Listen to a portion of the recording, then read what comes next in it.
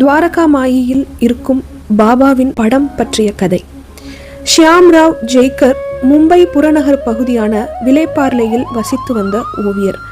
அவர் 1913 முதலாக ஷிரடிக்கு வருகை தந்தார். அவர் பிரிட்டிஷ் அரச குடும்பத்தைச் சேர்ந்தவர்களை ஓவியமாக வரைந்து வந்தார். அதில் அவருக்கு நல்ல வருமானம் கிடைத்தது. 1913 ஆண்டு திரு M.V. பிரதான் அவரை ஷீரடிக்கு கூட்டிச் சென்று சாய்பாபாவை ஓவியமாக வரைய கூறினார். அப்போது பாபாவின் புகழ் அவ்வளவாக பரவி இருக்காத காலகட்டம்.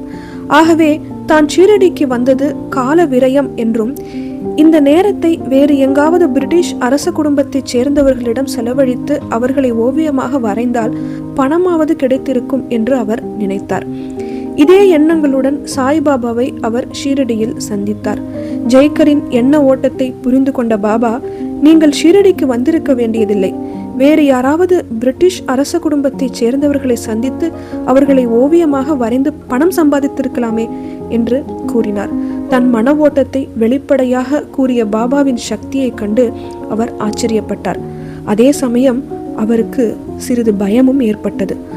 மாதவராவ் தேஷ்பாண்டே மிகவும் வற்புறுத்தியதால் ஜெய்கர் முன் பாபா அமர்ந்து கொண்டார். ஜெய்கர் பாபா அமர்ந்திருக்கும் நிலையில் 4 ஓவியங்களை வரைந்தார். திரு பிரதான் 2 ஓவியங்களை வாங்கி கொண்டார். மற்றொரு படத்தை தன் திருக்கையால் தடவி ஆசீர்வதித்து திரு தீக்ஷித்திற்கு கொடுத்து அனுப்புமாறு பாபா கூறினார். மீதியுள்ள 4வது படம் இன்றும் துவாரகமாயை அலங்கரிக்கிறது. ஓம் சாய்ராம், ஜெய் சாய்ராம்.